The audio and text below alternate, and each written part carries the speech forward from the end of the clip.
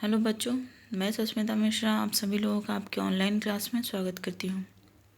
तो पिछले क्लास में हम लोगों ने चैप्टर नंबर 2 पढ़ा था, जो कि है वर्ण व्यवस्था। आज हम पढ़ेंगे चैप्टर नंबर 4। चैप्टर नंबर 3 इसलिए नहीं पढ़ रहे हैं क्योंकि वो आपके सिलेबस में नहीं है। तो आज चैप्टर नंबर 4 पढ़ेंगे, जो कि है शब्द विचार। तो आइए देखते हैं शब्द किसे कहते हैं। एक या एक से अधिक वर्णों से बनी हुई सार्थक ध्वनि शब्द कहलाती है। तो आप लोगों को पता है कि वर्णों के मेल से बनता है शब्द, पर जब तक वो सार्थक ना हो, उसका कोई अर्थ ना हो, वो शब्द नहीं कहलाएगा। जैसे कि आप कोई भी उदाहरण ले सकते हैं। अगर वर्णों को मिला दिया जाए तो वो शब्द नहीं बनेंगे तब तक जब तक उसका कोई अर्थ ना हो। तो इससे हमें दो बातें पता चलती है, जो कि एक शब्द एक या अधिक वर्णों का होता है। शब्द एक वर्ण का भी हो सकता है और अधिक वर्णों का भी हो सकता है।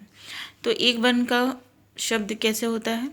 जैसे आप मम्मी से कुछ कह रहे हैं और मम्मी आपको ना कहते हैं, तो वो एक वर्ण से शब्द होता है। अब आते हैं, शब्द बनाने के लिए ध्वनियों का सार्थक मेल आवश्यक है। सार्थक मतलब अर्थ सहित, जिसका अर्थ हो वो सार्थक।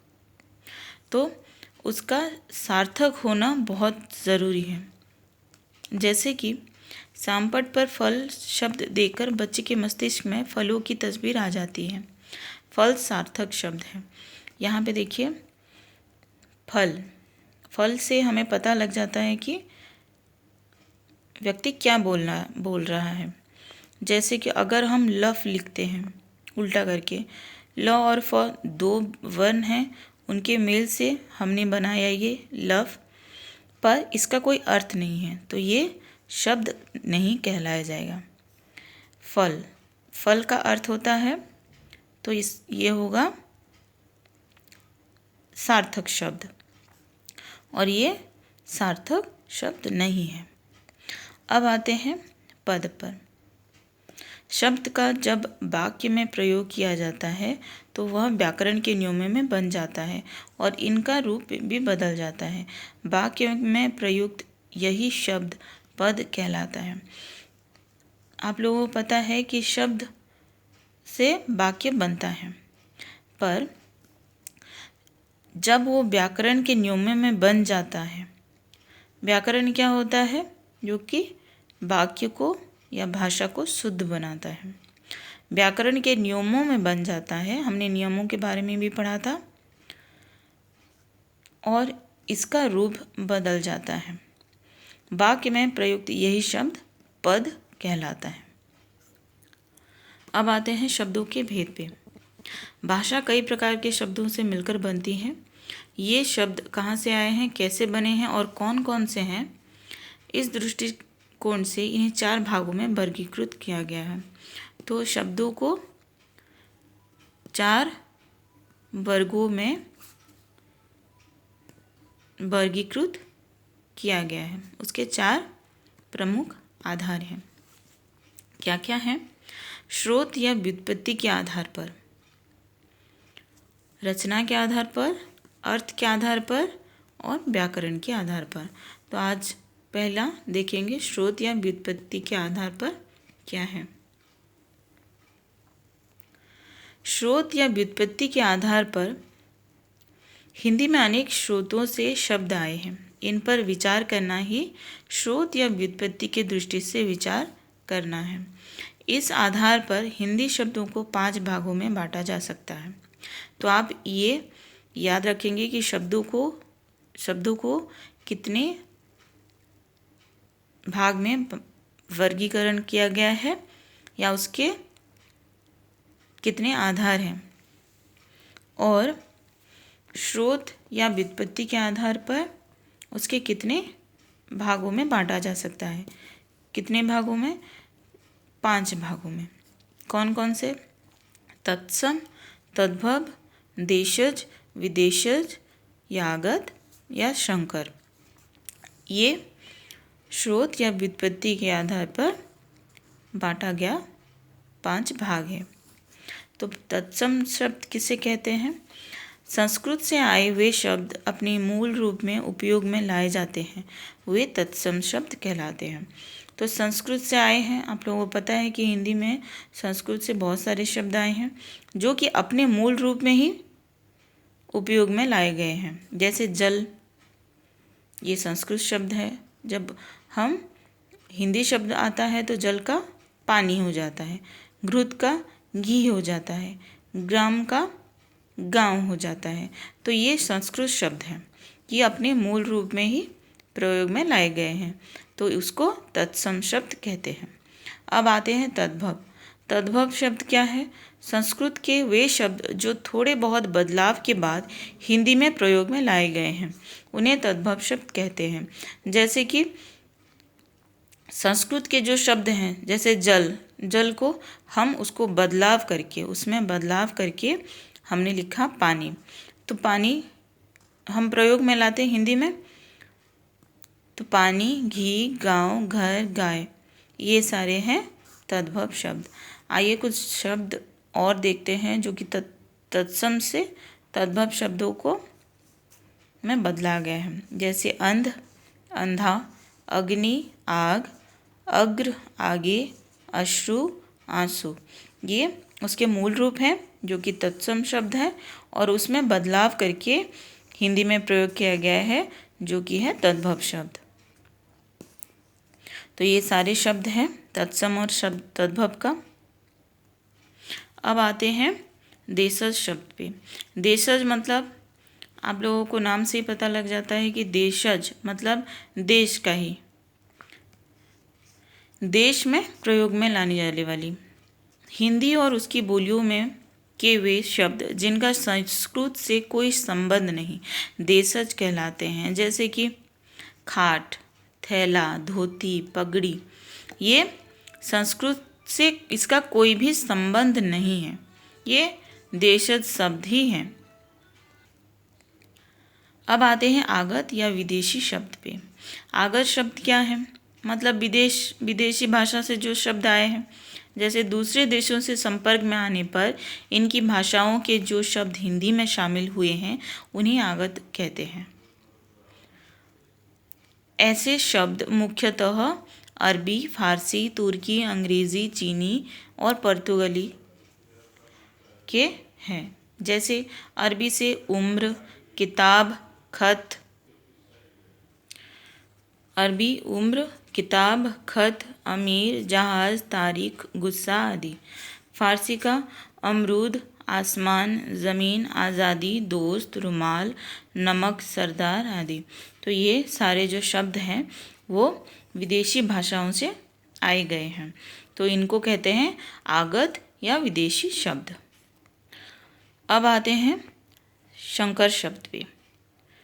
दो भिन्न भाषाओं के शब्दों या शब्द और शब्दांश के मेल से बने शब्द संकर शब्द कहलाता है। जैसे गुलाब फारसी से और जल हिंदी से, तो दोनों मिलकर बने गुलाब जल।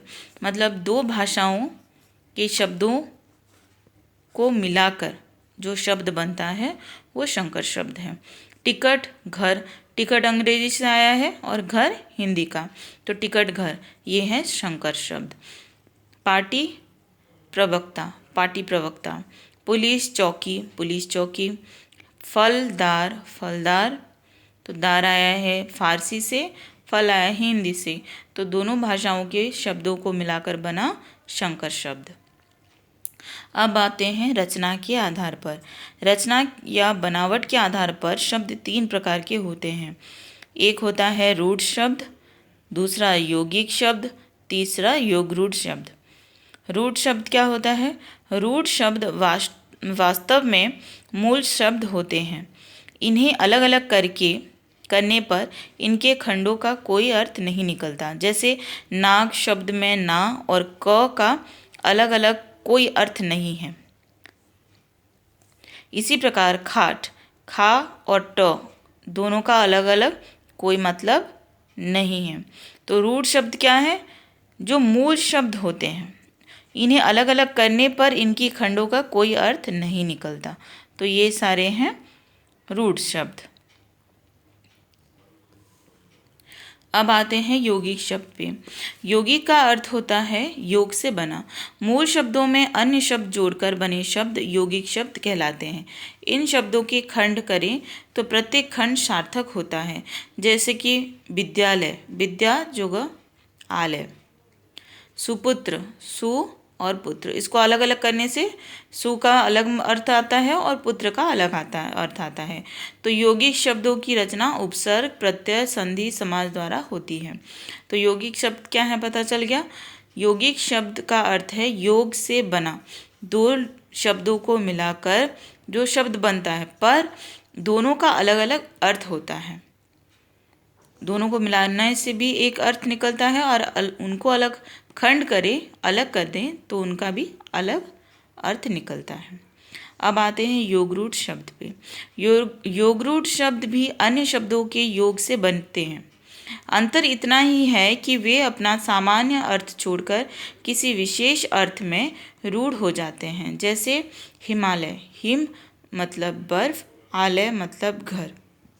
हिमालय यानी जहाँ बर्फ हो वह जगह, किंतु हिमालय शब्द से ऐसी किसी भी जगह का बोध न होकर एक पर्वत विशेष का बोध होता है। तो हिम और आलय, हिम अलग मतलब बर्फ, घर। हिमालय का अर्थ होना चाहिए बर्फ का घर। तो यहाँ पे हिमालय शब्द का अर्थ क्या होता है? एक पर्वत विशेष का बोध होता है। वैसे ही जलज, जलज मतलब जल, पानी। ज मतलब जन्म या उत्पन्न हुआ। तो जलज का मतलब क्या होना चाहिए? यानी पानी में उत्पन्न हुआ। पानी में बहुत से जीव और वनस्पतियां उत्पन्न होते हैं, लेकिन जलज शब्द कमल के अर्थ में रूढ़ हो गया है। यहाँ कुछ अन्य रूढ़ शब्द दिए हैं, जैसे दशानंद, दस आनंद, सिर वाला, दस सिर वाला।